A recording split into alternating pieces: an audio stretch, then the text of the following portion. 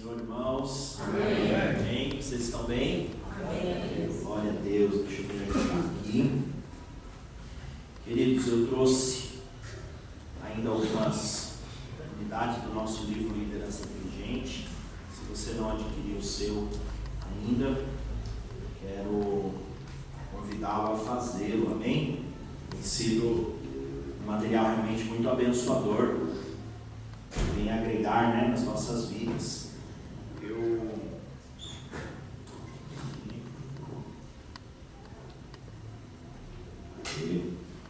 queria perguntar aqui para os irmãos que estão aqui, quem já adquiriu o seu? Quem teve a oportunidade? Quem já começou a ler? Amém? Eu queria uma fala dos irmãos. Como é que está sendo a sua leitura até aqui? O que vocês estão achando do conteúdo? Está sendo abençoador? Está sendo esclarecedor? Ou é horrível? Foi o pior investimento da sua vida? Mas quem sabe, né? Quem quer dar um pequeno testemunho? Não precisa vir aqui não, daí mesmo, sentadinho. Como é que está sendo a sua leitura? Quem que levantou a mão aqui? A irmã levantou a mão? Quem levantou a mão ali atrás também? Conta aí pra mim, como é que está sendo a sua leitura? Como é que foi até aqui, irmão? Tá legal? Ah, é? Tá dando para trazer entendimento, conhecimento? Tá bom. Quem mais? Quer falar da sua leitura? E aí? Estou no prefácio ainda. Está no prefácio ainda? Glória a Deus. Eu tive um tempo aí. O prefácio é excelente. Quem escreveu o prefácio foi Josué França. Então, não tem muito o que falar. Ali muito bom. Inclusive tem um trecho no livro, no final do livro, ele dá uma contribuição muito forte, muito importante, sobre os 5 ministérios, a atuação dos 5 ministérios na área do louvor. Como ele domina essa área, né? Pedi para ele preparar para mim esse material e ele gentilmente fez e está lá bem destacado. Que é muito bem escrito por ele, o prefácio. Né? Muito bem escrito. Glória a Deus, que bênção. Queridos, tem sido realmente um prazer, né? Transmitir aquilo que o Senhor tem nos feito carregar. Acho que a nossa missão, ela precisa ser cumprida com esmero, né? Com zelo, com vontade de realmente chegar no objetivo que o Senhor nos deu. Isso para cada um de nós, para cada um dos filhos de Deus em todo tempo. Nós precisamos alcançar em Deus qual é eu escutei uma vez uma coisa muito interessante, quero replicar aqui. Você precisa descobrir o que Deus pensa a teu respeito e juntar-se a Ele.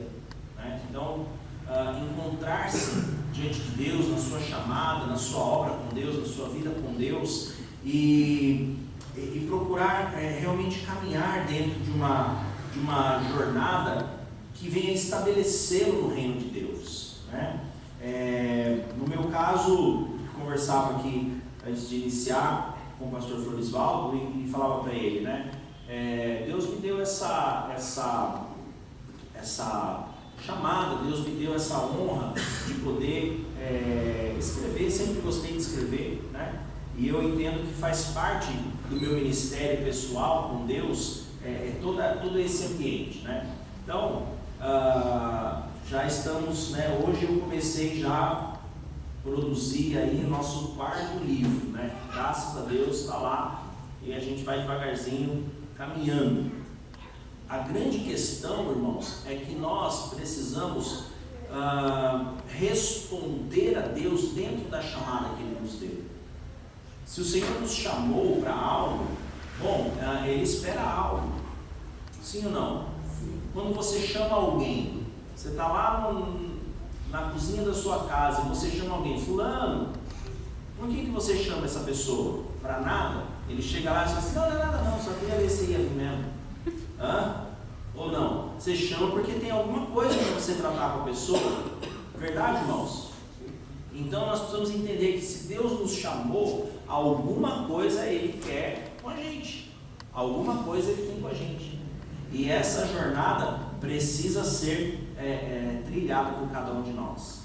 Então fique atento, né? Se nós estamos nesse tempo buscando conhecimento, buscando o entendimento de Deus e da obra de Deus e da liderança cristã, então vai deixando o seu coração sensível ao ponto de você poder entender aquilo que Deus está fazendo na sua vida, o caminho que Deus está conduzindo para a sua chamada, para que você possa responder a Deus dentro da chamada que Ele mesmo tem dado ao seu coração. Glória a Deus por isso.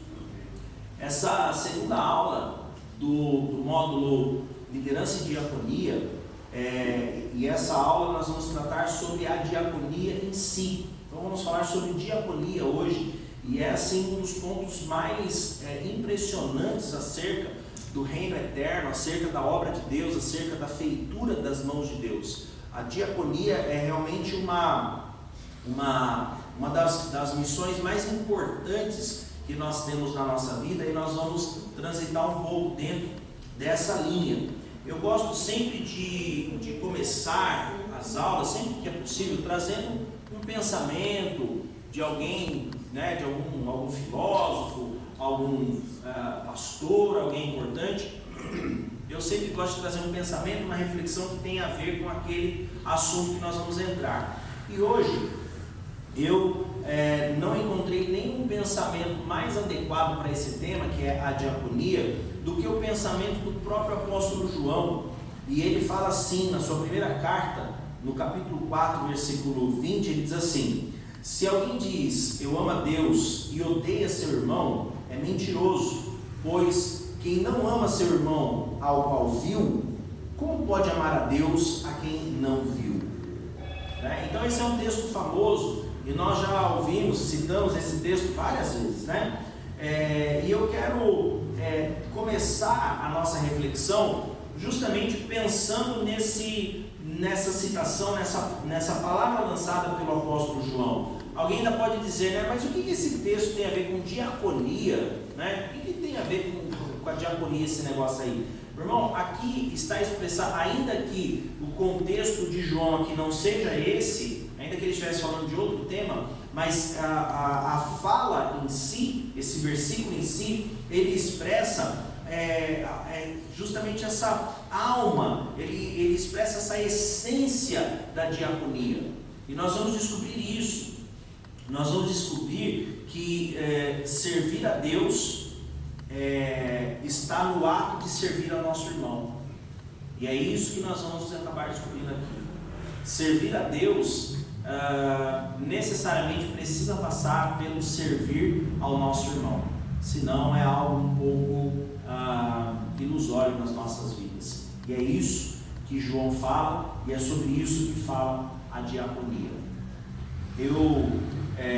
Nós falamos já na aula passada a respeito desse tema tão importante, né, que é a diaconia. Então, só para trazer um ponto, né, de partida aqui para nós, né, por que nós não estamos falando, por exemplo, de liderança e pastorado?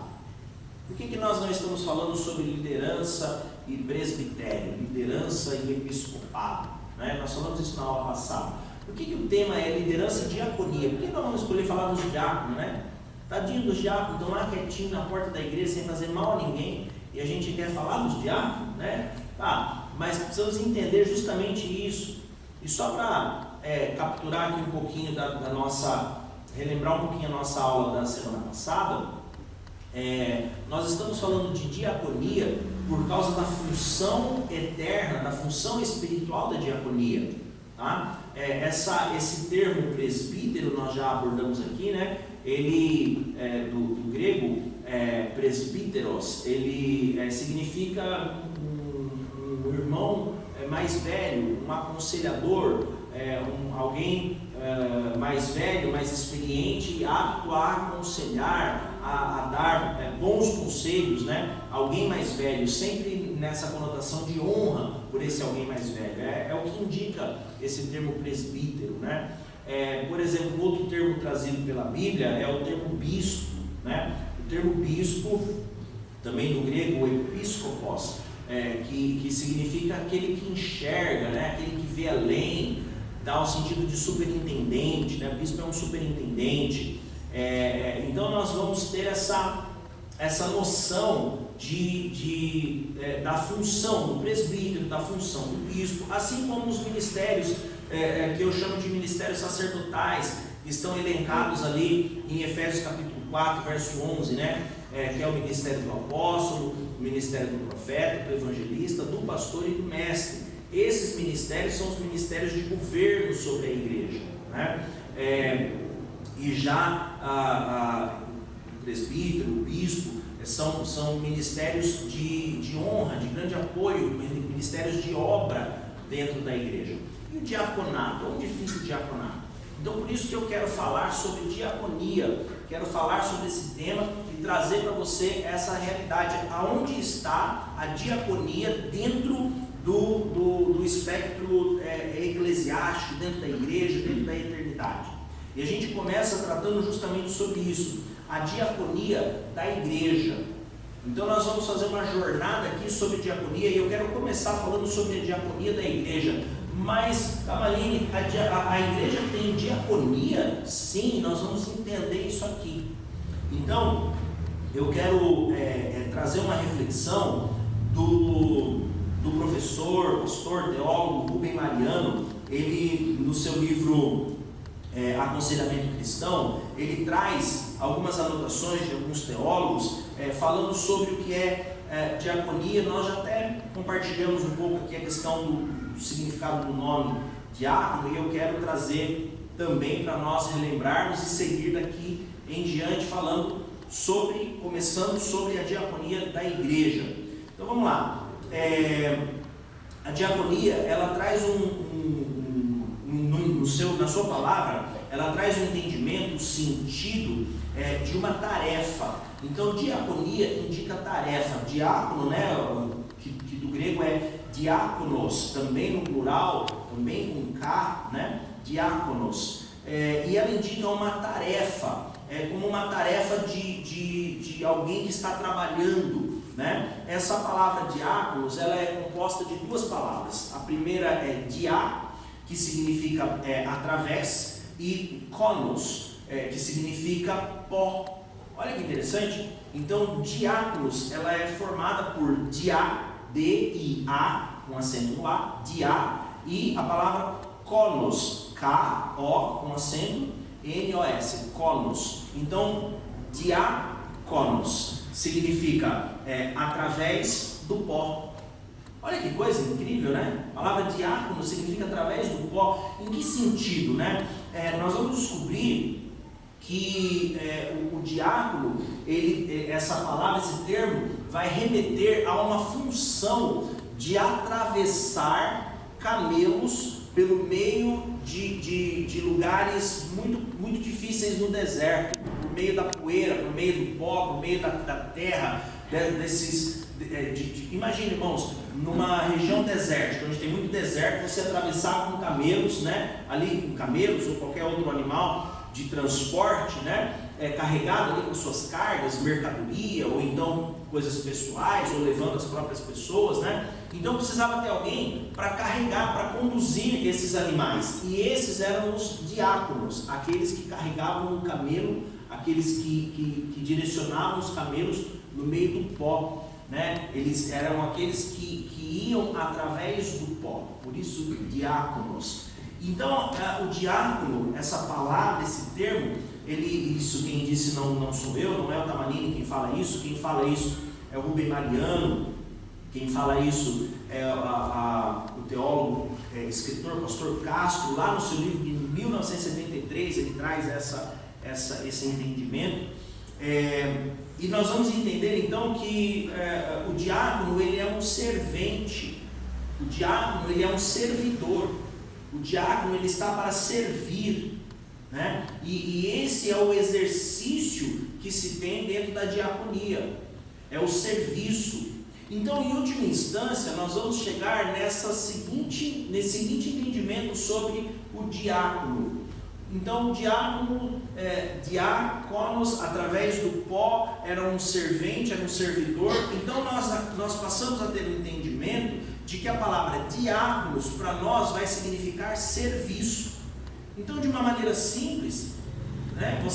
Alguns irmãos estão anotando, pode colocar diácono igual a serviço.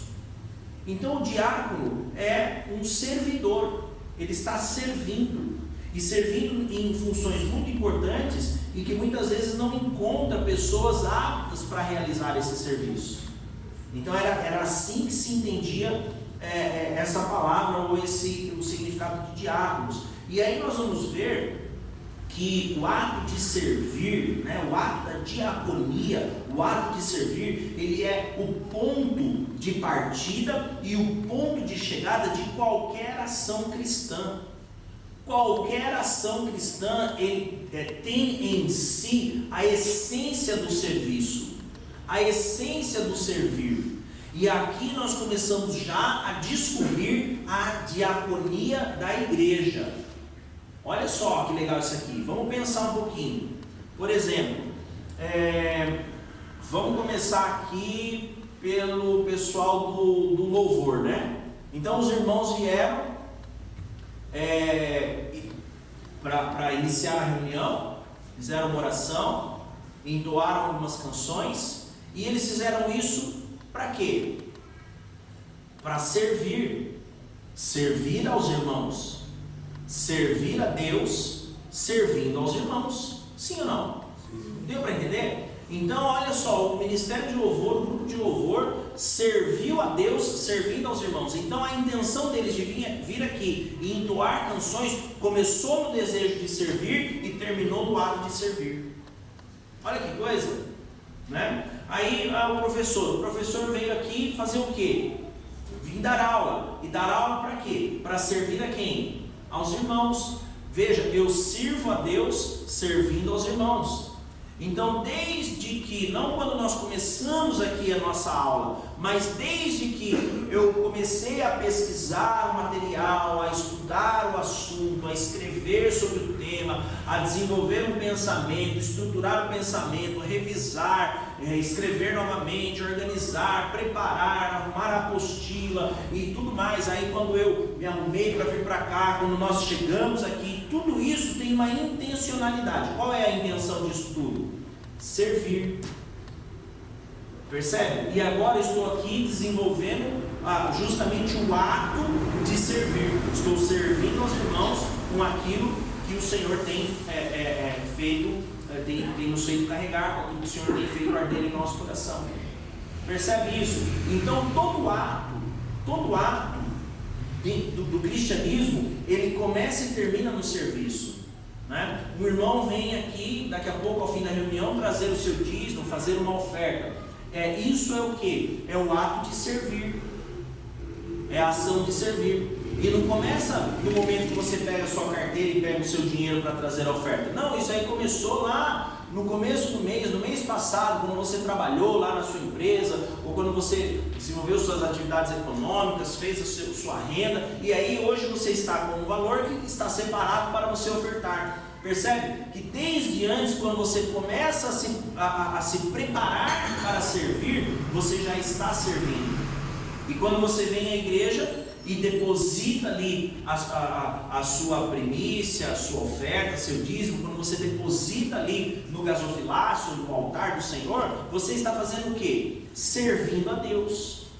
Como que você está servindo a Deus? Servindo a Deus, servindo a igreja, por meio de servir a igreja, de manter a igreja. Compreende isso, queridos? Então tudo dentro do cristianismo começa e termina dentro da ação de serviço. Então significa dizer que servir, podemos dizer isso, que servir se constitui fundamentalmente no próprio agir do ministério cristão. Então o próprio agir do ministério cristão é servir. Olha que forte isso. Por esses dias eu não sei se eu comentei aqui, porque por onde eu estou passando eu estou falando isso, porque me marcou demais e como nós estamos nesse tema aqui, me traz muito à memória essa situação que eu vivi. Por esses dias, acho que uns 2 domingos atrás, estava muito frio e eu estava na porta da igreja. Tinha o pessoal no altar fazendo ali o seu serviço ali a Deus e eu estava na porta da igreja.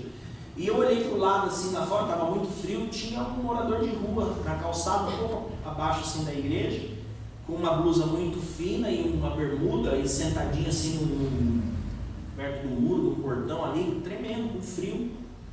E eu chamei alguns irmãos, eu falei, nós precisamos levar um cobertor lá para esse irmão, precisamos levar uma blusa lá, ele não pode ficar assim. Né? Ah, mas ele está nessa situação porque ele quer. Ah, mas ele não quer Jesus, ele está tomado de demônios. Ah, mas ele... não importa, filho. Ah, mas eu vou lá levar, isso não vai fazer ele aceitar Jesus e ir para o céu.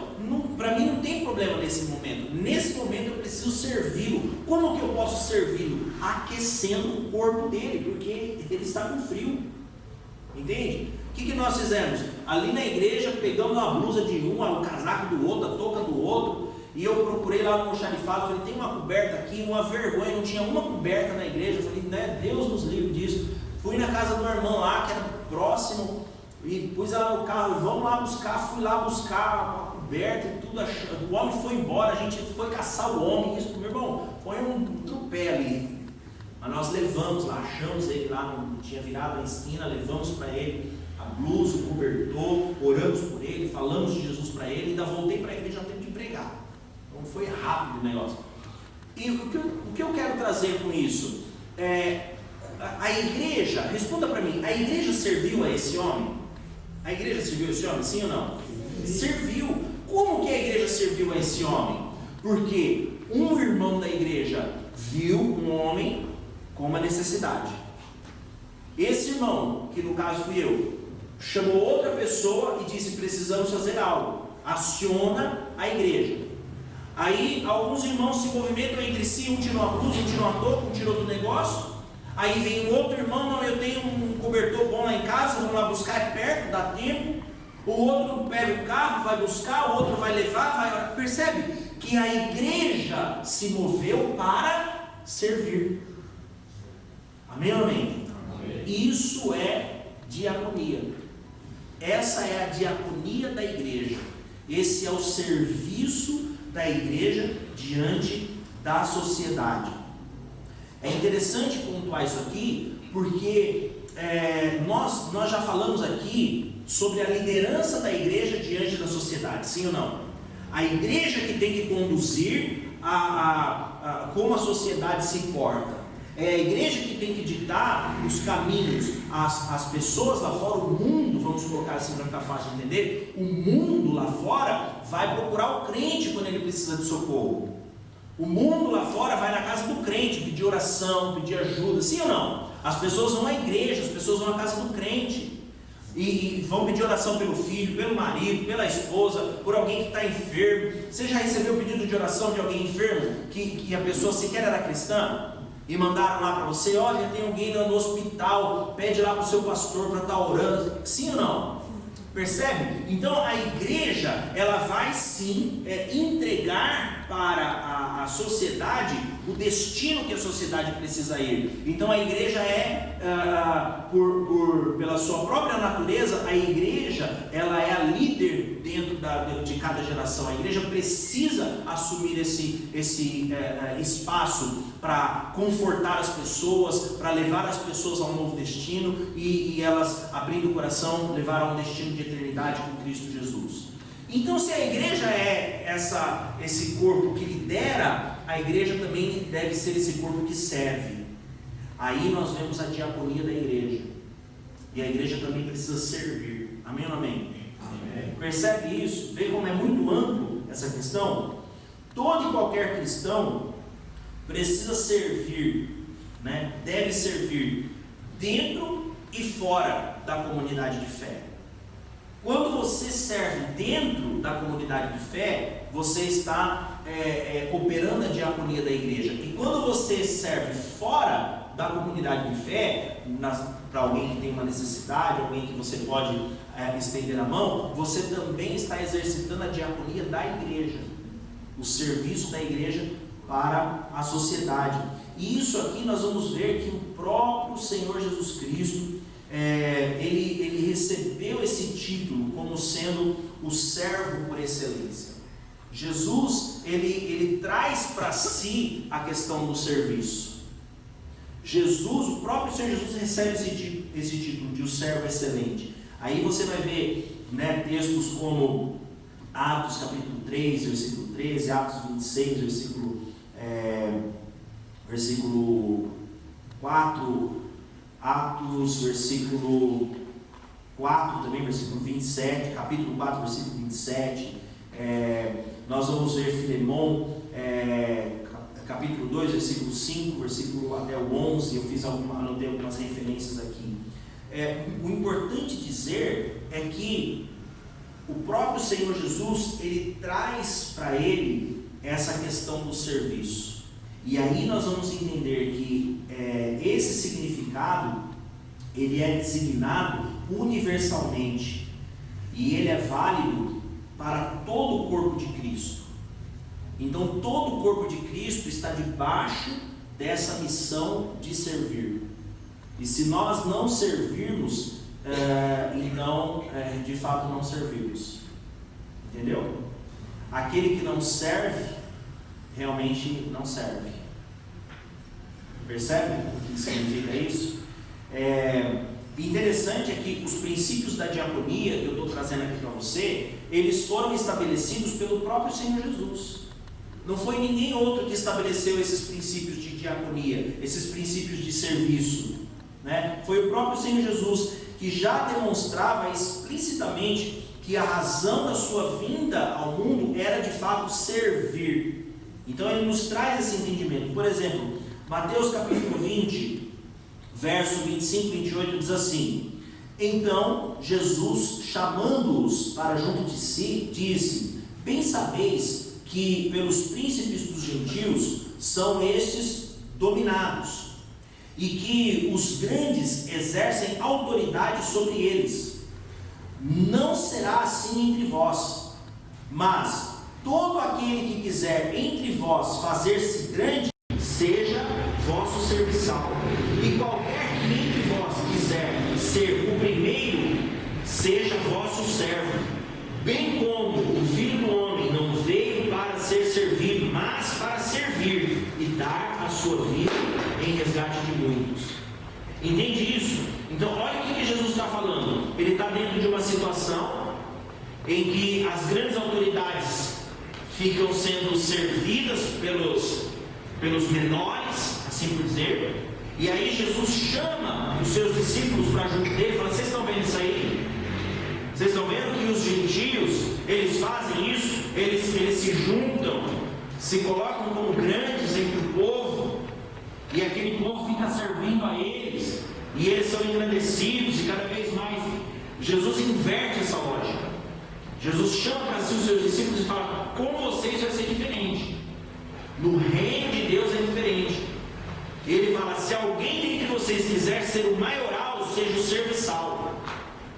Aí ele fala, ele coloca mais uma vez, né? Qualquer que dentre vós quiser ser o primeiro, seja o vosso servo. Aí ele fala: por que isso? Porque eu não vim para ser servido. Olha que interessante. Hoje nós servimos a Jesus, sim ou não? Hoje servimos a Jesus, sim ou não, igreja? Sim. Servimos a Jesus, mas quando ele veio à terra, ele não veio ser servido, ele veio para nos servir. Uau! Então ele estabelece isso. Ele já estabelece isso. Ele fala assim: eu vim para servir, dar a minha vida em resgate de muitos. Está registrado no Evangelho de João, mais uma fala de Jesus a esse respeito, capítulo 13, o verso 13 até o 17 diz assim: vós me chamais mestre e senhor, bem dizeis, porque eu sou. Ora, se eu, senhor e mestre, vos lavei os pés, vós deveis também lavar os pés uns aos outros. Porque se eu vos dei o exemplo, olha que legal essa palavra, eu vos dei o exemplo. Se eu vos dei o exemplo, para que como eu vos fiz, façais vós também. Na verdade, vos digo que não é o servo maior que o seu senhor, e nem o enviado maior do que aquele que o enviou. Se sabeis estas coisas, bem-aventurados sois se as fizerdes. Então veja o que Jesus está dizendo. Ele está colocando aqui, olha, eu lavei os pés de vocês, então agora vocês lavam os pés uns dos outros. Ele diz, eu estou fazendo isso para ser exemplo para vocês. Eu estou mostrando para vocês como que deve ser o cotidiano de vocês. Deve ser dessa forma. E aí Jesus, ele dá na sequência, parece que ele se confunde na fala, mas não, Jesus, na sequência ele nos dá uma lição de humildade, porque ele fala justamente isso, eu lavo os pés de vocês para que vocês possam lavar os pés uns dos outros. Aí ele diz assim, ó, na verdade, vos digo que não é o servo maior que o seu senhor.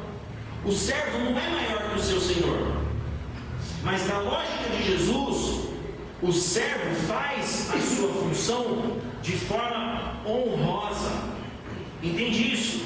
Então o servo, ele não deve pensar, você e eu, por sermos diáconos na casa de Deus, por operarmos a diaconia da igreja do Senhor, nós não devemos nos achar como maiores do que qualquer outro, porque somos os servos, e o servo não é maior que o seu Senhor.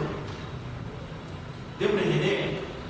É a lógica de Jesus. Meu irmão, a lógica de Deus, ela é completamente diferente da lógica da terra.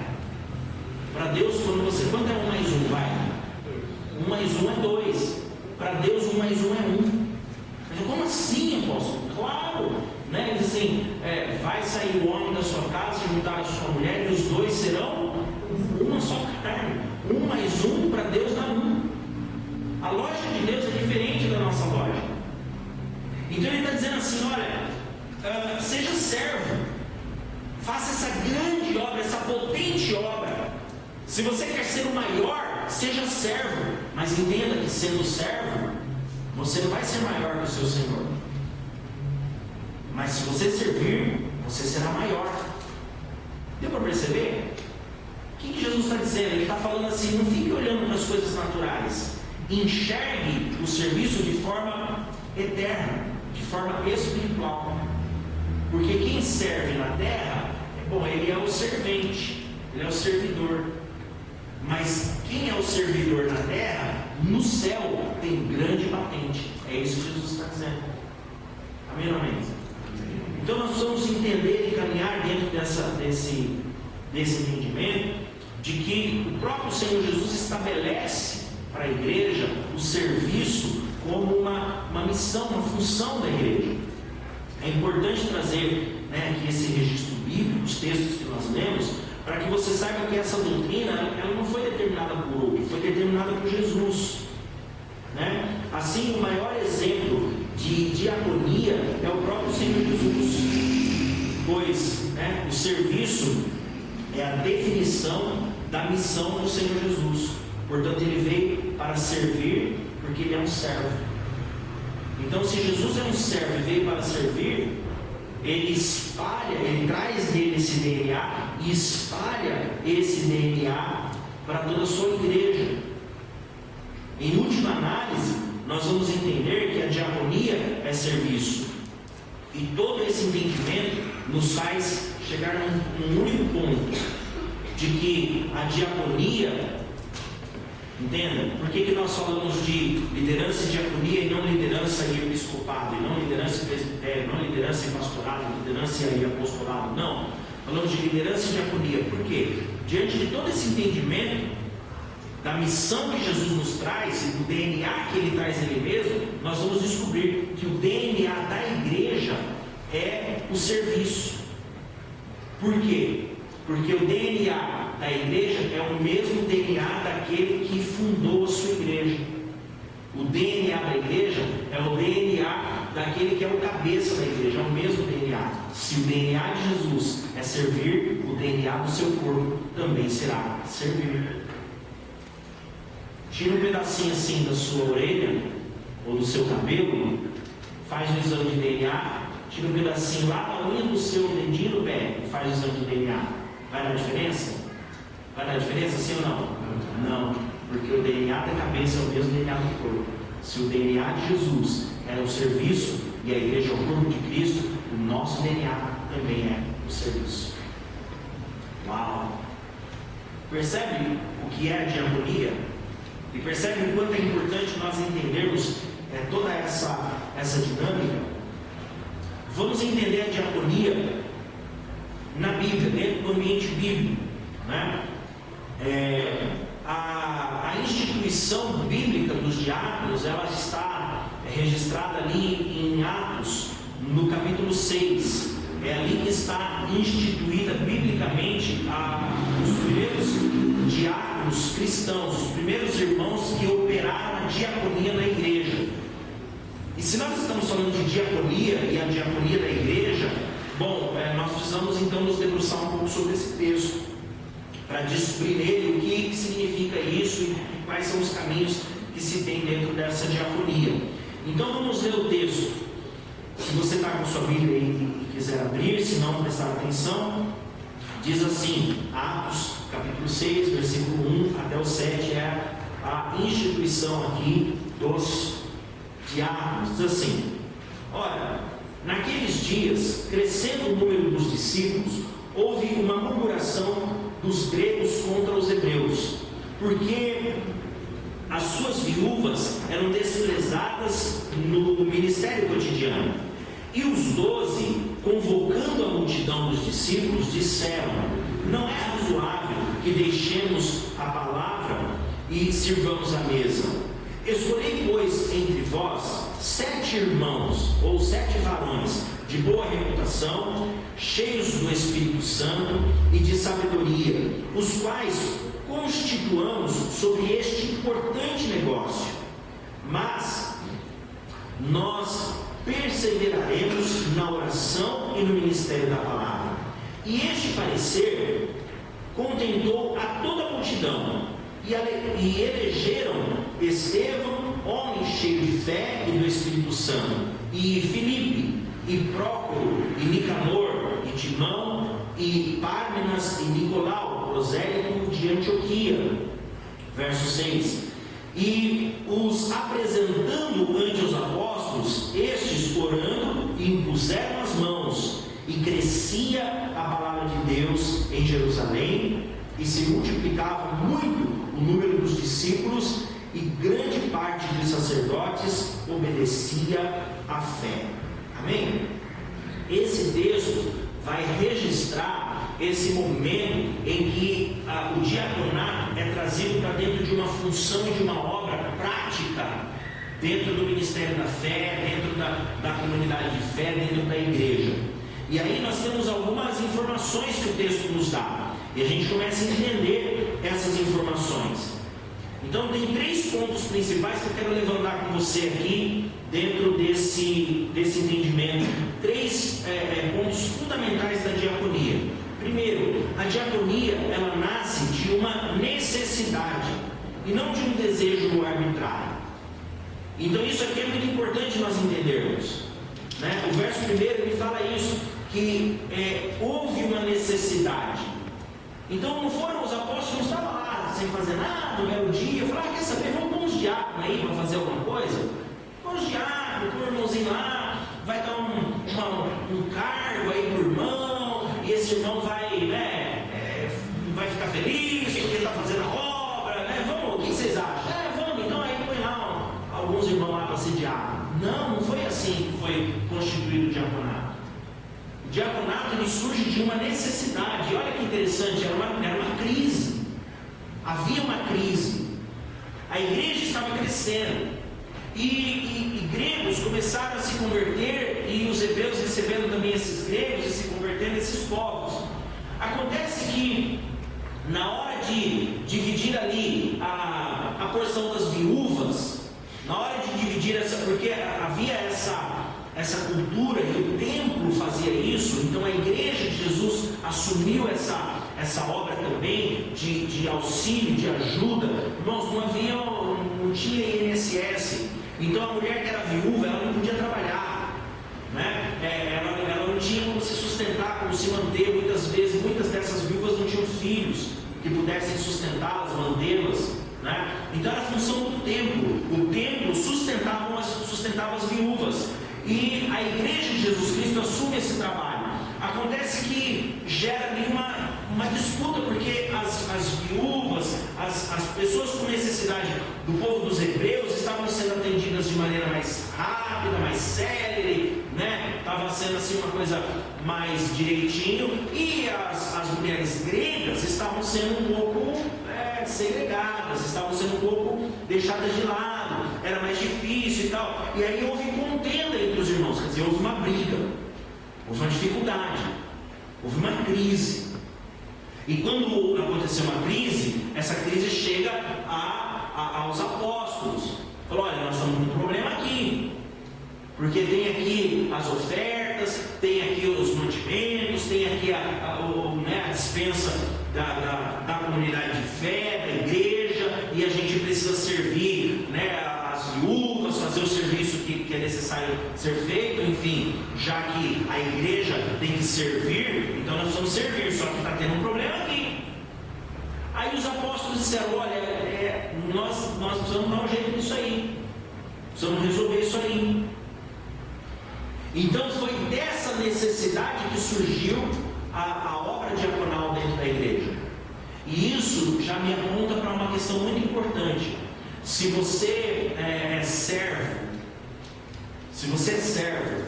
bom, você tem que servir. Lembra que nós já falamos isso em algumas aulas por trás? Para você ser quem você é. Esqueceu o que é? Para você ser quem você é, você tem que fazer o que você faz. Então, se nós somos servos, precisamos servir. E aqui me traz um entendimento muito importante para nós enquanto igreja. Se você tem uma necessidade, você precisa suprir essa necessidade. Quando você observar um problema, você precisa já se preocupar em trazer a solução desse problema, né? De repente, nós vamos mudar a disposição das cadeiras. Eu me lembro que as cadeiras na festa de aniversário, elas estavam assim, meia lua, não é isso? E aí o pastor falou: vamos mudar tudo, vamos deixar tudo assim, retinho e tal. Aí alguém diz assim: eu não vou mexer com a cadeira, porque não é minha função, né? Eu toco no louvor, então o pessoal do louvor sempre apanha nesses exemplos assim, né? Eu sou do louvor, então eu não vou mexer com cadeira, isso é serviço meu. Tá, mas você é servo de Deus? Se você é servo, então você tem que servir. Se tem um serviço, você tem que servir. Entende? Tem uma fala, né, que é assim, que quem não vive para servir, não serve para viver. Não é? Não tem isso aí? Então nós temos que entender que se há um serviço, irmão, você tem que se dispor e solucionar aquilo ali, você tem que servir. Bom, se você se pretende cristão, é para isso que você foi chamado, para servir. Amém, meu amigo? E aí nós vamos ver isso. E houve essa contenda, e diante dessa contenda, houve uma ação diaconal para solucionar a contenda por meio dos apóstolos. Então a diaconia, ela serve também para solucionar contendas. E aí nós temos muitas vezes na igreja um grande desvio de função, né, irmão? Você sabia que desvio de função é crime?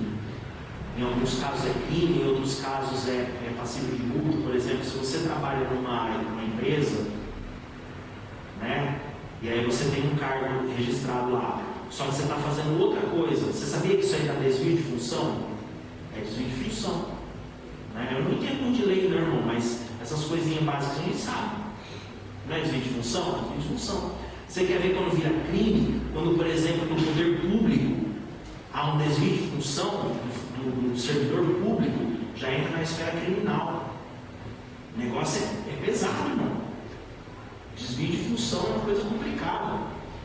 E aí nós entramos na igreja e muitas vezes começamos a ter um desvio de função aqui, porque o serviço da diaconia, uma das ações da diaconia é resolver crises.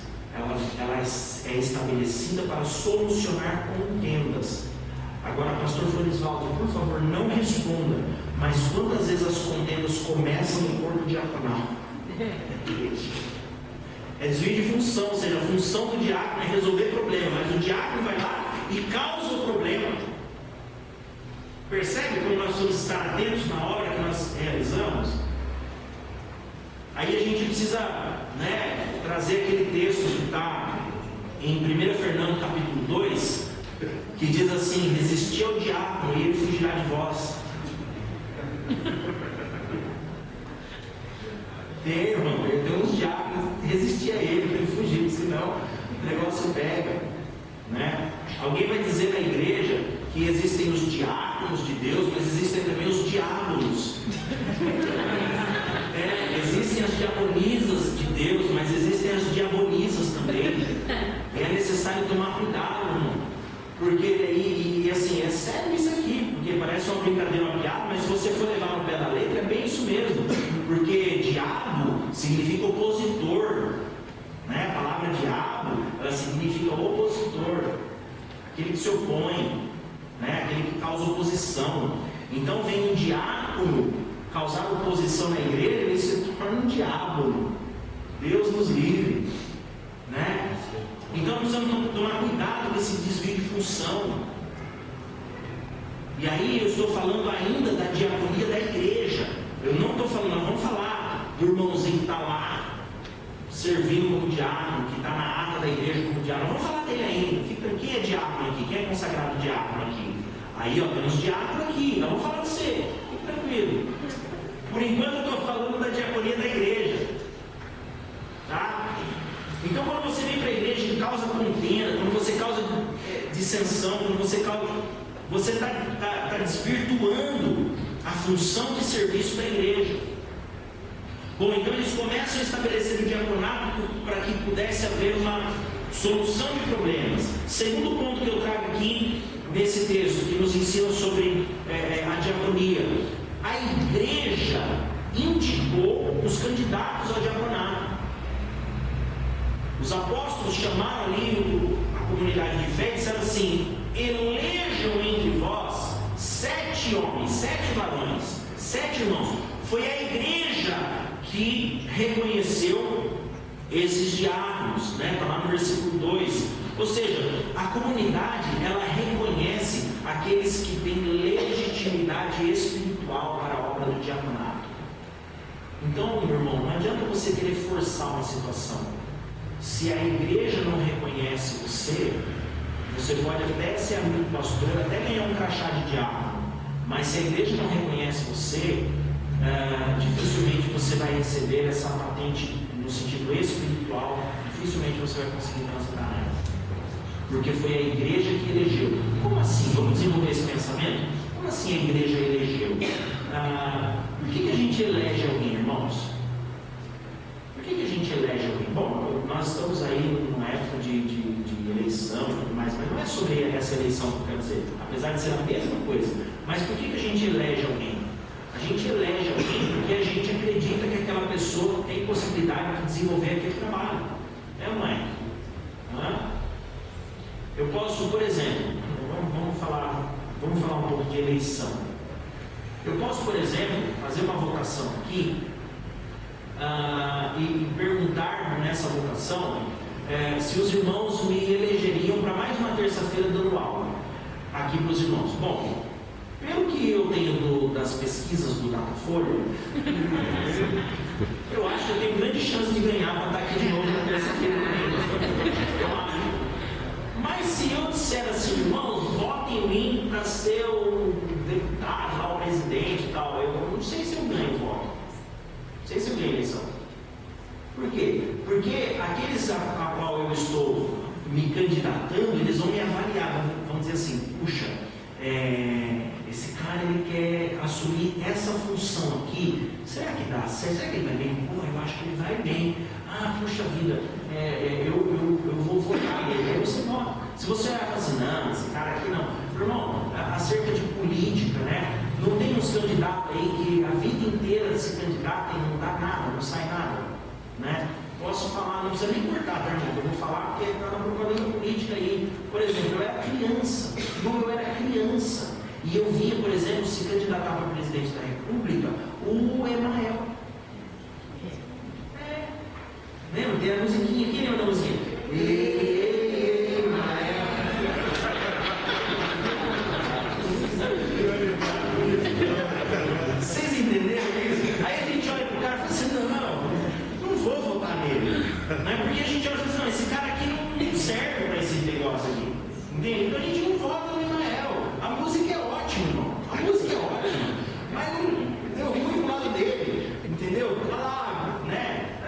está de novo aí, né? Eu não sei se é o filho, se é o neto, se é ele mesmo, mas ele está lá, né? E a questão é essa. A igreja elegeu esses homens, por quê? Porque elas olharam e falaram assim: eu tenho confiança nele, eu tenho confiança, esses caras aqui são os caras. E como que se ganha confiança, irmão? Você ganha confiança, você pode até enganar alguém por algum tempo, mas você não consegue enganar todo mundo o tempo todo. Então se ganha confiança quando as pessoas olham para você e sabem quem você é, olham para você e veem de fato algo na sua vida da parte de Deus. Aí se levanta, aí se elege esses diáconos. O que eu quero dizer com isso? Eu não estou aqui dando diretriz de como eleger diácono, como não eleger diácono, não é isso. O que eu estou dizendo é: você precisa buscar em Deus a postura, a unção, a capacitação para que você seja aquilo antes da sua ordenação. A gente costuma dizer, né, muitos pastores dizem, falam isso e não tem problema nenhum, é muito interessante dizer isso, que nós não ordenamos ninguém a nada, nós só reconhecemos aquilo que Deus já fez na vida da pessoa. Não é mais ou menos por aí, pastor Felizão? O pastor de uma igreja, ele, bom, pelo menos aqueles que têm mais temor, né, da coisa, né, pastor, não é, quer saber, eu vou olhar o irmão, vem para cá, que agora eu vou consagrar você pastor, porque eu quero, porque eu sou presidente da obra, então eu posso, né? A gente tem um temor violento com isso, né? Então primeiro você tem que receber aquilo ali de Deus, e aí você é confirmado no altar. Administrativamente é o pastor que te ordena, não tem problema. Mas antes dessa ordenação, precisa haver uma legitimidade. Então, antes de você buscar uma função, busque a legitimidade para essa função. Entendeu? Não? Você vê, arde algo no seu coração, acerca da obra de Deus, então não fique buscando aquela função que arde no seu coração. Não busque isso. Busque a legitimidade. Porque quando você estiver legitimado por Deus dentro dessa função, a igreja te reconhecerá e ficará difícil não ordenar você dentro de uma missão que Deus te estabeleceu. Amém ou amém?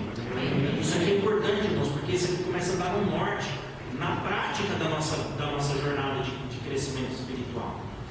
Então você tem que buscar isso. Eu me lembro que quando eu fui ordenado ao apostolado, ao ministério do apóstolo, estávamos num carro indo fazer a obra em um lugar dentro de um cotidiano comum. Eu estava com o profeta do meu lado e o profeta me tomou ali e disse: Deus está mandando, o profeta José França. Ele disse assim: Deus está mandando que a igreja reconheça aquilo que Ele já fez na sua vida, porque você já transita dentro de uma linha apostólica.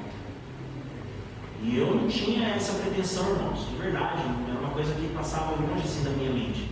Eu sempre fui pastor, né? A minha ordenação, a minha consagração eclesiástica era de bispo, eu era bispo da minha igreja. O bispo a gente já viu que é uma função de administração. Então é ótimo, eu presidente da minha igreja, bispo da igreja, coordenando, eu tinha pastores os quais eu coordenava, estava ótimo, mas eu sempre fui pastor, minha consagração é pastoral. Então para mim, eu falei, glória a Deus. E num determinado tempo, Deus começou a falar comigo, eu comecei a me fingir de desentendido, porque eu nunca tive essa pretensão. Até que recebi uma palavra do profeta que disse: você precisa ser reconhecido pela igreja naquilo que Deus já fez na sua vida, e você já transita dentro dessa unção. Você precisa ser reconhecido para que venha a patente. A partir dali eu comecei a mudar, fui em alguns líderes, alguns pastores na nossa região, pastores que reconhecidamente exercem autoridade geográfica, e foi lá à disposição para passar por sabatina. Eu falei: e aí, o que você pensa a meu respeito? Você acha que é isso mesmo? E todos eles disseram: não, eu reconheço em você o apostolado. E não foram só pastores de comunidade apostólica, que tem apóstolos, não. Eu fui em Assembleia de Deus, eu fui em igreja presbiteriana, eu fui em vários irmãos que transitam em outra linha teológica. Fui buscar o entendimento para ver se realmente a igreja me reconhecia, me legitimaria dentro dessa função. Entende, irmãos? Então você almeja algo que arde no seu coração, primeiro busca a legitimidade. E aí você permite que Deus vá te conduzir para essa ativação de fato e realidade da obra que você quer realizar. O terceiro ponto que nós pegamos desse texto é que os pré-requisitos para o diácono, para o diaconato, veja os pré-requisitos: boa reputação, cheio do Espírito Santo e de sabedoria. E aí, se você vai para Timóteo capítulo 3, você vai ver o apóstolo Paulo dando uma descrição, por exemplo, de qual é o currículo, vamos colocar nesse termo, né? Qual o currículo que o camarada tem que ter para ser ordenado bispo. Na sequência ele começa a dar o currículo do que o camarada tem que ter para ser ordenado diácono. E se você começar a comparar os pontos, são os mesmos pontos. Ele muda uma linguagem, uma figura de linguagem aqui, outra ali, mas é o mesmo currículo. Ou seja, para você ser um diácono, você tem que ter o mesmo currículo para você que alguém que queira ser um bispo. E aí nós podemos entender todo o ministério sacerdotal. Se você quer ser um pastor, se você quer ser, enfim, alguém que serve a Deus no altar do Senhor, independente aí existem, nós vamos falar um pouquinho das organizações de igrejas e tal, mas se você quer servir a Deus, o currículo é esse. Então o diaconato, ele é como diz a própria palavra, é uma importante obra. E como Paulo determinou e disse também que aquele que recebe o diaconato, recebe uma grande honra e grande confiança dos irmãos. Então é um alto posto, meu irmão. O diaconato é um alto posto. Por que o diaconato é um alto posto? É interessante isso. O diaconato é um alto posto porque ele vai transitar dentro de uma confiança dos irmãos diferenciada. Você não pode ter dúvida a respeito de um diácono. Você não pode ter dúvida sobre o caráter dele, sobre a postura dele, sobre a posição dele. Então, essa diaconia, ela vai ativar em nós a própria fé cristã. Ela tem o poder de afetar a fé dos outros irmãos. E isso aqui posso trazer em testemunho também, o que eu estou dizendo aqui. Você já deve ter visto isso. Por exemplo, um irmão, membro da igreja, pecou, sei lá, fez um negócio errado aí publicamente, todos viram, a igreja fica chateada, né? Alguns se compadecem, outros se escandalizam e tal, tudo bem. Aí você vê um obreiro, um diácono, por exemplo, cometendo o mesmo pecado. O peso é diferente, não é, irmãos? O peso é diferente. Você vê um pastor pecando, se você vê um líder pecando, o peso é diferente, é ou não é? Uma vez uma irmã me procurou e disse assim para mim: irmãos, vou falar de algo, um pensamento particular meu, é a minha experiência com Deus, tá bom? Cada um anda na revelação que tem. Vou abrir parênteses aqui para falar de mim. Uma irmã me procurou e falou assim para mim: apóstolo, eu queria fazer uma tatuagemzinha aqui, o nome do meu marido, não sei o que, não sei o que. Irmãos, eu falei para ela, né? Falei: olha, vamos fazer o seguinte. Ela falou: o que o senhor acha? Eu falei: eu não acho nada. A Bíblia não fala nada sobre isso aí. Tem um versículo que fala sobre marcar o corpo. A exegese desse versículo leva para outro caminho, tá? Não tem um versículo falando que você não pode ter tatuagem. E também não tem versículo falando que pode. Tipo, alguém vai falar assim: mas lá no Apocalipse Jesus aparece com nome escrito na coxa, na perna. Também não é tatuagem. A Bíblia não fala sobre isso, tá? Escutei isso no rádio. Escutou? O apóstolo Greg tinha falado isso realmente. O rapaz falou que a esposa queria que fizesse o nome dela, no corpo dele, que era uma prova de amor. Aí perguntou para o apóstolo, né, para a igreja, o que ele achava. Aí ele falou Cantares de Salomão para ele. Que ele estava, não, mas ele falou que ele estava com medo da dor, que ele tinha que fazer assim. A Bíblia não fala que tem que fazer, que pode fazer, o que não pode fazer. A Bíblia não fala sobre isso, irmão. Por exemplo, a Bíblia não fala se você pode cheirar cocaína ou tomar 51. Não fala. Essas coisas não tinha naquela época. O que a Bíblia fala? Que a gente não deve se embriagar, que a gente não deve entorpecer o nosso corpo, isso a Bíblia fala. Então nós temos que trazer a doutrina bíblica e entender o que ela fala para nós hoje. Eu não gosto desse ambiente de tatuagem. Tem outros pastores que acham que não tem problema. Para mim não vai. O que eu respondi para minha discípula? Eu falei para ela assim, legal, eu vou junto com você, e aí você faz uma no braço aqui, e eu vou fazer uma aqui assim. O que você acha? Apóstolo, você vai ver uma tatuagem? Eu sei que escandaliza isso aí, você não pode? Eu não pode escandalizar?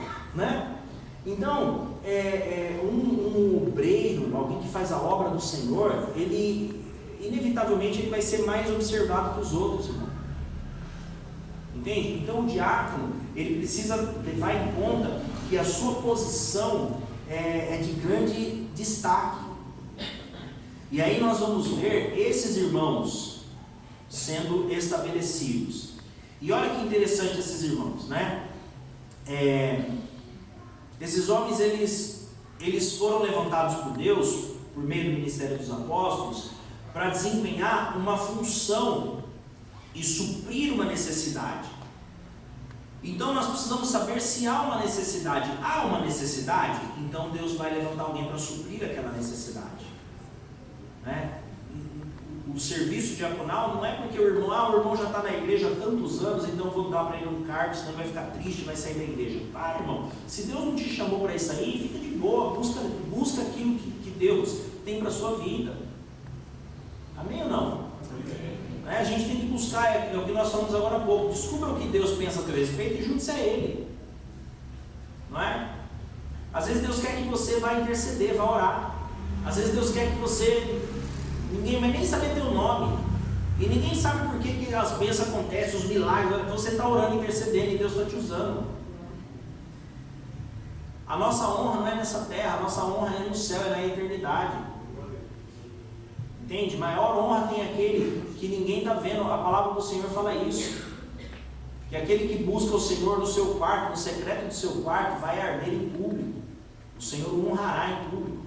E o honrar em público do Senhor, no dia do Senhor, nessa terra também, Ele honra, nos abençoa, mas no dia do Senhor, esses aí receberão um grande galardão. Então você quer o quê? Você quer um galãozão aqui embaixo ou um galardão lá em cima? Né? Eu prefiro meu galardão, meu irmão. Compreende isso? Então nós temos que buscar aquilo que Deus tem para nós. Esses homens, eles não se limitaram ao cargo da igreja, mas eles romperam barreiras, eles transpuseram fronteiras. Olha o que nós estamos falando do diaconato. E esses diáconos, Estevão, Filipe, Prócoro, Nicanor, Timão, Pármenas, Nicolau, esses homens, eles não se limitaram à porta da igreja e ao crachá escrito diácono. Eles romperam fronteiras, eles foram além. Olhe para a história desses homens. A Bíblia não fala sobre os outros 5 diáconos, mas vão ter alguns relatos históricos da tradição, algumas coisas que vão dizer que esse fez isso, aquele fez aquilo outro e tal. O texto bíblico não fala o que esses homens fizeram, mas o texto bíblico fala, por exemplo, que Filipe foi um grande pregador da palavra. Filipe foi um homem que, por exemplo, experimentou de Deus um dos milagres mais extraordinários de Atos dos Apóstolos, que foi a máquina do teletransporte. Foi inventada em Atos dos Apóstolos, meu irmão, porque Filipe estava num lugar e Deus o transladou para outro lugar. Quando ele viu, ele já estava no outro canto, numa outra região, no caminho de Emaús, falando com aquele procurador, com aquele eunuco.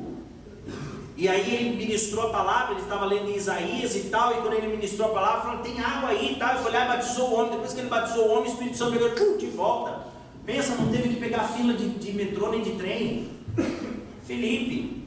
Depois, em Atos dos Apóstolos, vai dizer, por exemplo, que Filipe, ele abrigou a comitiva de Paulo, Lucas, o pessoal estava em trânsito, viajando, e foram ter uma pousada lá na casa de Filipe. E Filipe tinha família, e as filhas de Filipe eram donzelas que profetizavam. Então é um homem que seguiu cuidando da obra, cuidando da sua casa, da sua família. E ali a Bíblia chama ele, sabe do que? Não mais de diácono, mas de evangelista. Filipe, o evangelista. Então foi um homem que foi se empenhando na obra do Senhor, e Deus foi levando ele para outras dimensões dentro da sua chamada, do seu ministério. Esse foi Filipe. Agora você quer saber Estevão? Olha para Estevão, o primeiro diácono. Estevão foi o primeiro mártir do cristianismo. O primeiro homem a morrer pelo nome de Jesus Cristo foi Estevão. Nenhum outro havia morrido antes pelo nome de Jesus. Jesus morreu, mas Jesus não morreu pelo nome dele, Jesus morreu pelo seu nome. Jesus morreu pela igreja. Amém ou amém? Jesus morreu para cumprir a chamada, a obra, o serviço que ele veio fazer. Agora, o primeiro que morreu por confessar a Jesus e não negar a Jesus foi Estevão. E olha que interessante, Estevão. Se você der uma lida no capítulo 7 de Atos, você vai ver, porque como que Estevão vai ser apedrejado? Ele dão um falso testemunho contra ele, e aí acusam ele e condenam ele à morte por apedrejamento. Então levam ele para ser apedrejado, e Estevão, irmãos, ele faz um discurso, ele conta a história de Moisés, de Abraão, ele tem uma retórica bíblica, um conhecimento bíblico, e ele começa a anunciar aquelas coisas. Ele tem um capítulo inteiro do discurso de Estevão sobre a palavra de Deus, sobre o que é a obra de Deus, sobre o que é a chamada em Cristo Jesus. E Estevão faz todo esse discurso, e é interessante nós pensarmos nisso, porque o que os nossos diáconos hoje sabem? Porque hoje, se eu chamar, por exemplo, um diácono, irmão, venha pregar a palavra hoje, será que nós temos diáconos preparados, que podem fazer como Estevão, que podem fazer como Filipe, que rompem com essa pequena função dentro de um culto, mas que conseguem ir a um nível de eternidade na sua chamada? Será que hoje nós temos diáconos que entendem a sua grande responsabilidade? Vamos mais além, será que hoje nós temos irmãos na igreja que desejam, que almejam alcançar o diaconato? Ou será que nós sempre achamos que o diácono é o irmãozinho que o pastor confia para ficar na porta da igreja recepcionando? Ai, irmão, seja bem-vindo.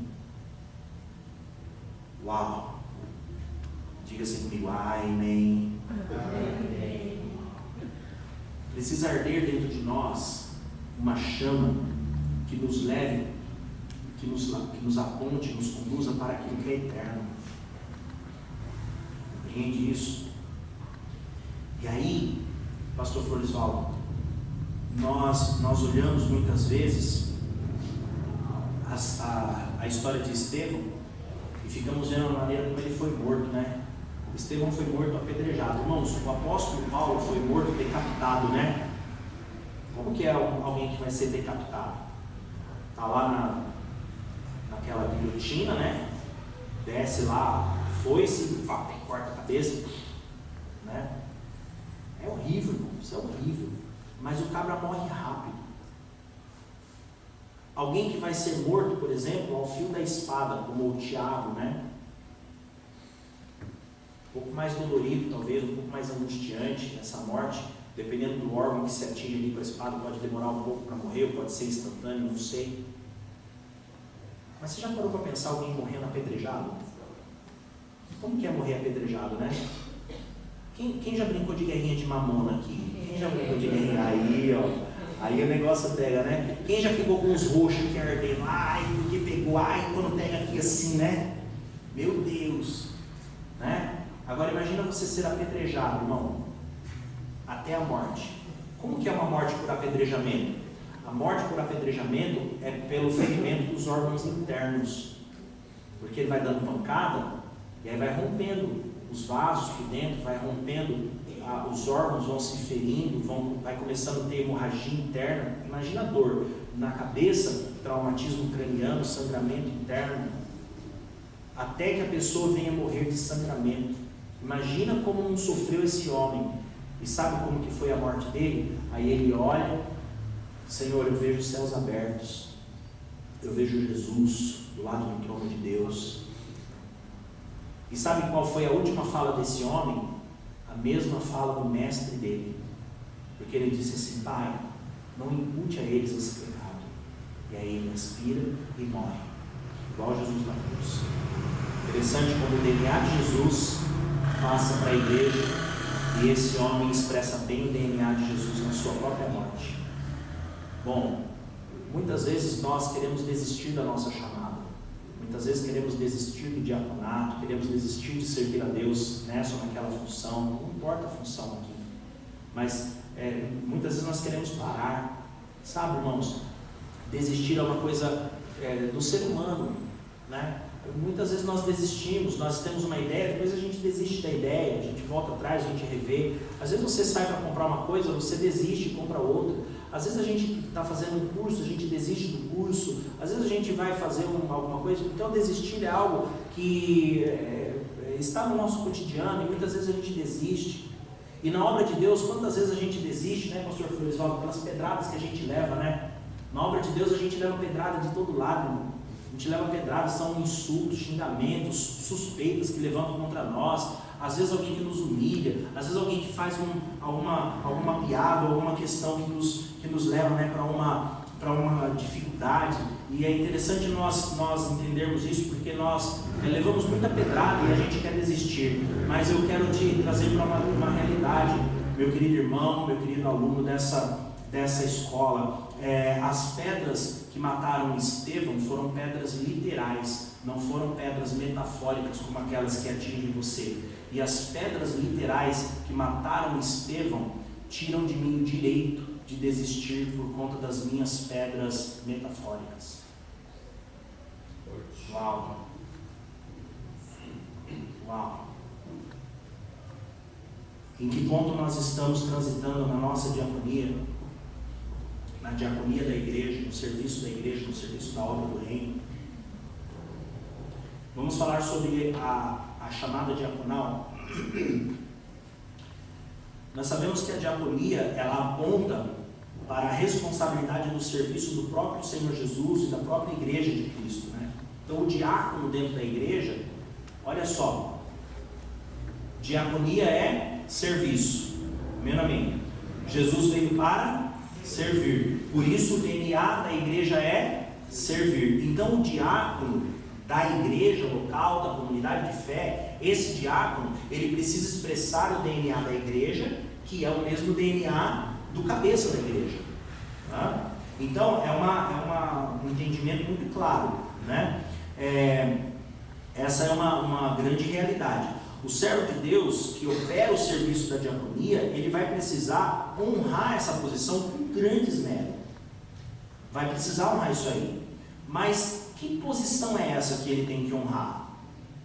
Às vezes, irmãos, e aqui nós vamos tratar sobre hierarquia aqui também, e eu quero ir por linhas gerais, tá bom? Porque cada ministério, cada convenção tem a sua forma, o seu jeito de trabalhar essa nomenclatura, tá bom? Então nós vamos ficar aqui dentro de uma linha bem acadêmica, tá? De um pensamento bem de sala de aula. A comunidade de fé, quem coordena, quem determina como é, cada pastor, cada igreja, aqui na Despertai tem uma hierarquia, tem um jeito de trabalhar, lá na minha igreja tem outro jeito de trabalhar, na igreja de um amigo nosso tem outro jeito de trabalhar, né? Tem igreja que tem pastor, tem igreja que tem bispo, tem igreja que tem apóstolo, tem igreja que tem ancião, tem igreja que tem...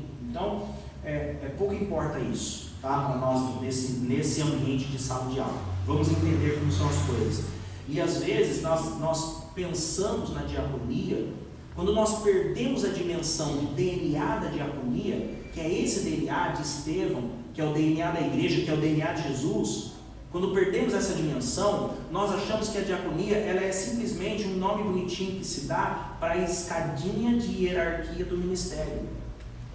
Irmãos, vamos lá, se a gente fizer um censo aqui e perguntar, a maior parte da sala de aula vai dizer isso. Eu achava que o diácono porque era parte da escadinha. A gente acha que é assim, irmão, é o obreiro, né? Algumas igrejas é obreiro, é cooperador, não sei. Então vamos lá, tem o cooperador, depois o diácono, depois é o presbítero ou o evangelista. Tem igreja que é evangelista, tem igreja que é presbítero, depois é o pastor, né? Aí tem igreja que tem o bispo, tem igreja que tem o apóstolo, tem igreja que tem a quarta pessoa da Trindade, né?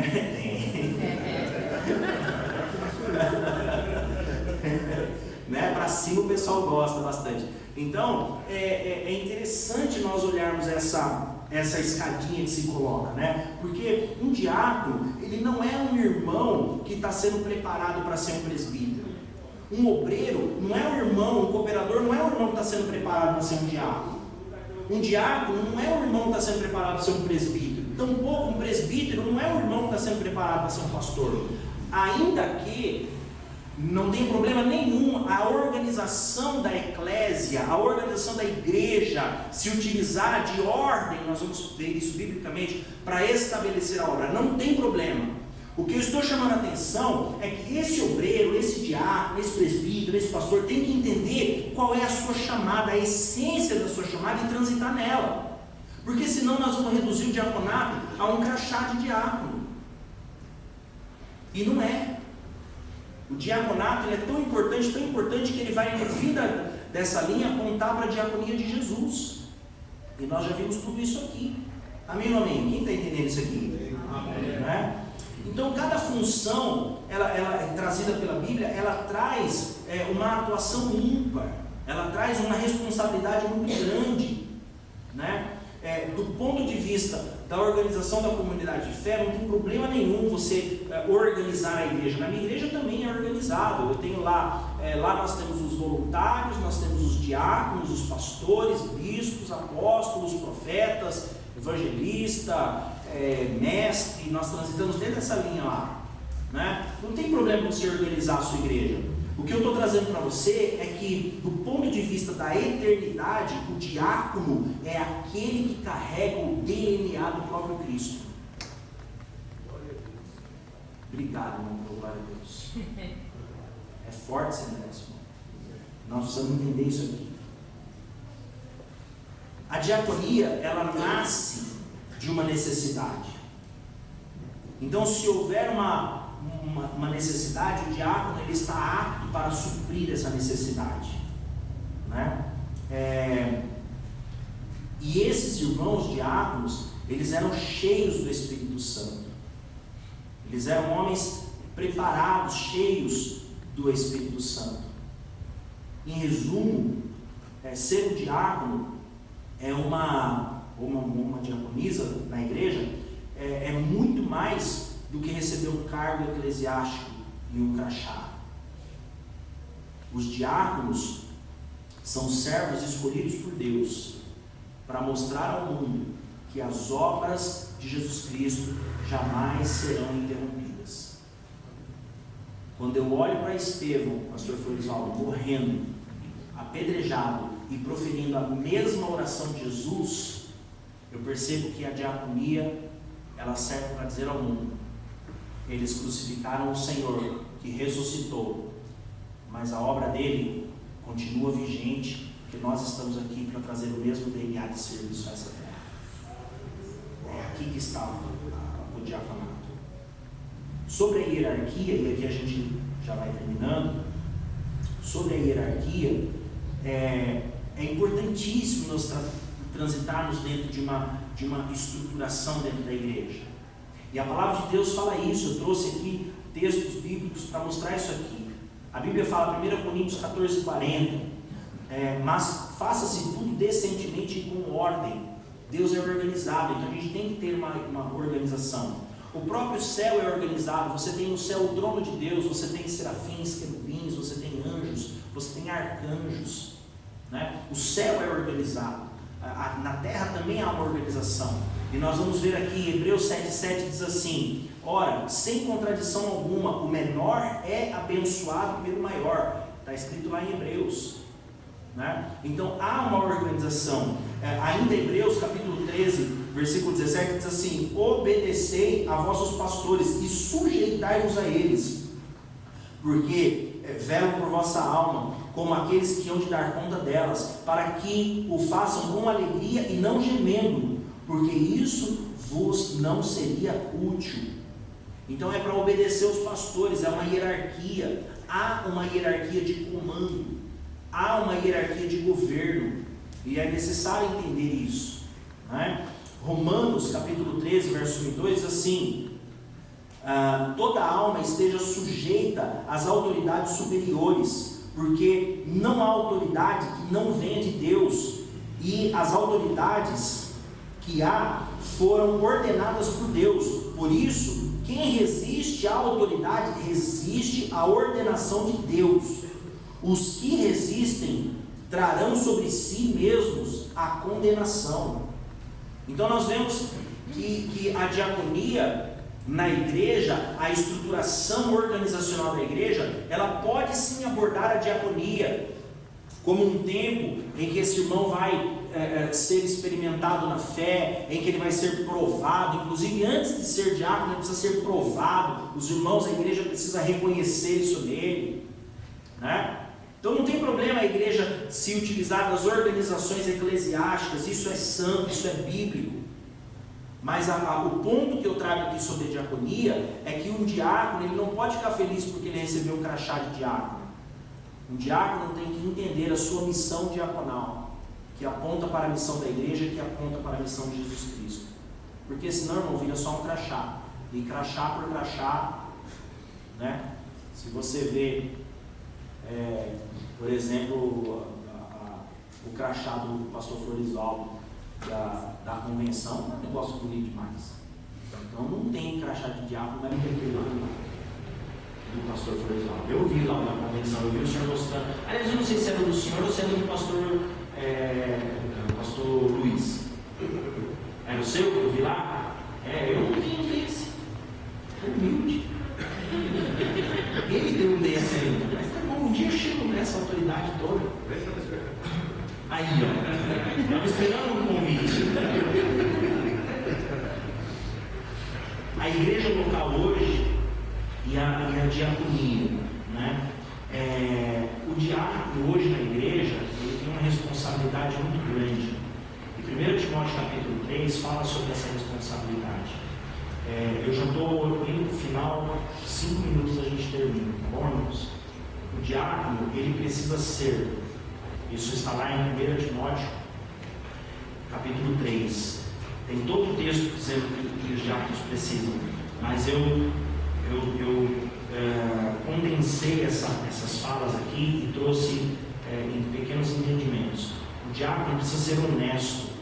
Ser honesto não fala só de não roubar, né? Honesto é o cara que não rouba, não. Ser honesto é um cara que tem uma ética cristã. Você pode acreditar nele. O diácono não pode ter língua dobre. Ou seja, uma das definições de dobre é fingido. Né? Na tradução da nova versão transformadora, traz o termo integridade. O diácono deve ser íntegro. Né? Um diácono, ele não pode ser dado a muito vinho. O texto diz, não pode ser dado a muito vinho. Né? E aí entra aquela questão, pode beber vinho, não pode beber vinho, isso, aquilo. Não, isso aqui não é assunto nosso para essa aula e não é assunto meu aqui na Despertai, mas o que Paulo estava dizendo aqui é que o diácono ele não pode sair de uma linha de honra dentro da igreja. Então hoje tem se convencionado que o crente não bebe. Então se o diácono está bebendo, para mim não importa se é muito, se é pouco, se ele está bebendo, ele foge da linha daquilo que se entende de integridade dentro da igreja. O diácono ele não pode ser cobiçoso de torpe ganância. Né? É interessante falar sobre cobiçoso de torpe ganância, porque o termo aqui, torpe ganância, acaba levantando, né? Parece que ele ganha todo o espaço aqui na torpe ganância, mas o que o texto está dizendo é que o diácono não pode ser cobiçoso. O verbo aqui é cobiçar. O diabo, o Satanás, ele cobiçou o trono de Deus, ele intentou ser como Deus. Então a diaconia não pode ter essa cobiça, né? E toda cobiça torpe, ela já vai trazer essa conotação satânica, né? Deve guardar o ministério da fé e uma consciência pura. Irmão, guardar o ministério da fé, quando você olha para Estevão guardou o ministério da fé. Como que Estevão guarda o ministério da fé? Porque ele não se desviou. Agora, guardar uma consciência pura é você manter a sua obra ativa. Porque a obra não é o ministério da fé. O ministério da fé é o que te traz salvação. É servir ao Senhor como um crente que foi salvo por Ele. Agora, a consciência Senhor te deu algo para fazer e você, de boa consciência, de bom ânimo, cumpre aquilo que o Senhor fez. Então é aquilo que a gente estava falando. As pedras de Estevão tiram de nós o direito de existir, né? Deve ser irrepreensível. Irmão, ser irrepreensível não significa que em algum momento você não pode ser repreendido pelo seu pastor, pelo seu líder, pelo seu mentor, porque todo mundo tem dificuldade em algum momento e precisa ser corrigido, né? Agora, você não pode ter uma vida em que as pessoas conseguem apontar e falar assim: não, esse cara aqui vive torto, e te repreendem em qualquer questão, em qualquer situação. Entende isso? Marido de uma só mulher. Tem um pastor amigo meu, o pastor Cruzotti, que diz assim: a Bíblia fala que tem que ser marido de uma só mulher, então as outras podem ser amante. Falei: rapaz, tu te conserta, senão me pega pro teu lado, né? Não, irmãos, marido de uma só mulher que governa a sua própria casa, está falando sobre aponta para a igreja, porque Cristo é o noivo da igreja. Então tem que ser marido de uma só mulher. Você fala sobre caráter, fala sobre cumprir obrigações, fala sobre cumprir a sua chamada como sacerdote, não prostituir a sua chamada, é disso que ele está falando. E governar sua própria casa, isso aqui é muito importante falar sobre isso. Eu falo sobre isso, a gente já termina. Governar sua própria casa, irmãos, é importante pelo seguinte: quando você casa, tem filhos e vai para a obra do ministério, os seus filhos vão crescendo e em algum momento eles vão ter que tomar a decisão deles por Cristo. O meu menino está ali atrás do Daniel, e quando ele está no grupo de jovens, ele fala assim, de vez em quando surge ficou muito marcado quando ele deu essa fala, esse testemunho no meio do grupo de jovens lá na igreja. Ele disse assim: porque quando eu me converti e tal, e ele começava a zoar, ele se converteu. Você é filho do apóstolo, mas você nasceu na família de crente, você nasceu convertido. Ele falou: não, teve um determinado tempo na minha vida que eu tive que entender quem era Jesus, eu tive que me converter. Né? Isso é muito forte, governar a sua própria casa, né? Até porque, entenda uma coisa: Deus não tem neto. Deus não tem neto. Já parou para pensar nisso? Deus tem filhos. Então, se os meus filhos não se tornarem filhos de Deus, eles não serão filhos de Deus, porque Deus não tem neto. Não é porque Deus é meu pai, então meu filho é o neto de Deus, Deus é o avô do meu filho. Não, não. Meu filho precisa ser filho de Deus, e se ele não se converter para ser filho de Deus, está cortado do livro da vida. Entende isso? E governar a sua própria casa, ou governar bem a sua própria casa, não é você determinar o que os seus filhos vão fazer e os seus filhos serem um exemplo para todo mundo. E pastores sofrem com isso, porque tem pastor que tem filho homossexual, tem pastor que tem filho nas drogas, tem pastor que tem filho desviado, tem pastor que tem, e é uma pena, é terrível isso para essa família, para esse pastor. Mas isso não fere o chamado de pastor, porque ele não governou bem a sua própria casa? Não, de maneira alguma. Governar sua casa é você plantar princípios e zelar sobre eles. Isso é governo. Governo não é você ser um ditador do que o outro vai fazer. É como o prefeito de uma cidade que governa a cidade. Aí ele faz uma lei dizendo assim: não roube. É claro que não é o prefeito que faz lei, mas para vocês entenderem, o prefeito governa a cidade, ele fala assim: não roube. Aí um cidadão decide roubar. O prefeito tem culpa que esse cidadão decidiu roubar? O governo fez o que é correto. O que é correto é dizer para não roubar, né? Agora, o cara que roubou, ele vai ter que cumprir a sua sentença, vai ter que cumprir a sua pena, vai ter que assumir a sua responsabilidade. Então, governar a sua própria casa, irmão, é você estabelecer princípios de eternidade para a sua família e não abrir mão deles, e ensiná-los para os seus filhos, para a sua família. E aí cada um vai tomar a sua posição, a sua direção. Isso é muito importante nós sabermos isso. Termino. Todas essas características, elas são fundamentais para aquele que almeja o diaconato, né?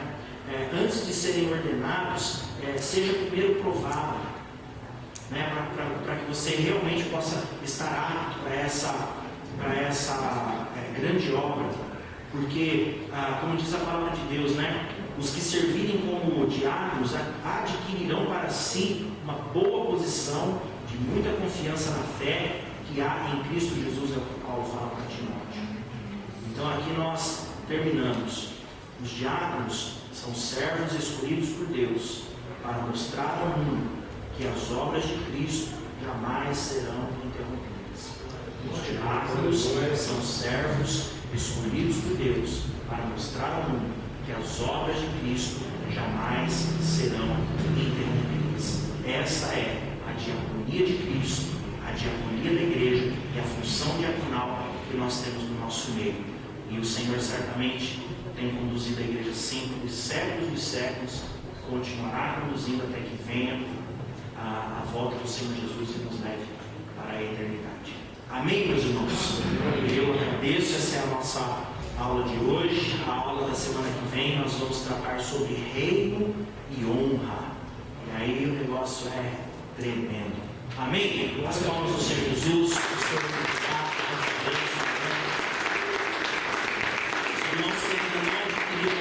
O seu livro Liderança Inteligente, eu tenho alguns aqui, tá bom? Não deixe de comprar o seu, não deixe de ler, e certamente vai ser muito abençoado.